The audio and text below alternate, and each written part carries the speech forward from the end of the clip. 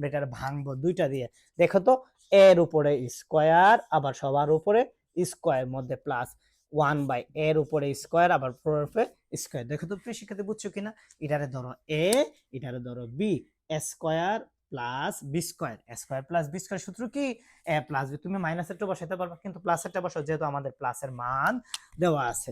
বলো তো, এ কে এ হইছে স্কোয়ার, বি কে বলো তো 1/a স্কোয়ার, উপরে কি বলো তো হোল স্কোয়ার, এই প্লাস থাকে এখানে কি হবে মাইনাস 2, এ কে স্কোয়ার, বলো তো বি কে বি হইছে 1/a স্কোয়ার। আশা করি প্রিয় শিক্ষার্থী তোমরা বুঝছো। ই স্কোয়ার কাটা। এখন আসো প্রিয় শিক্ষার্থী, আমরা যদি চাই এখানে একটা কাজ করতে পারি, কারণ আমরা এখানে বাইর করে রাখছি স্কোয়ার প্লাস বি স্কোয়ারের মান কত পাইছে বলো তো 2। এই যে আমাদের মান পাই লিছি, আমরা টাস করে এখানে বসাই দিই না, আমরা এখানে সেরে দিই।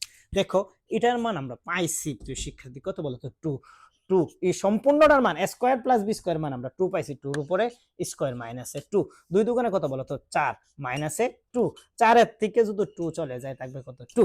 দেখো তো প্রিয় শিক্ষার্থী বুঝছো কিনা? লেফট হ্যান্ড সাইড সমান সমান কি সাইড বলো তো রাইট হ্যান্ড সাইড। আমাদের রেজাল্ট কি হয়েছে? লেফট হ্যান্ড সাইড সমান সমান রাইট হ্যান্ড সাইড দেখানো হলো। লেফট হ্যান্ড সাইড সমান সমান রাইট হ্যান্ড সাইড। আশা করি প্রিয় শিক্ষার্থী তোমরা অত্যন্ত সহজভাবে বুঝবা। প্রিয় শিক্ষার্থী আমার অঙ্কগুলো করার সময় তোমরা বারবার করতে চেষ্টা করবা। দেখো যে কোনো জিনিস ভাল লাগলে করতে মজা লাগে।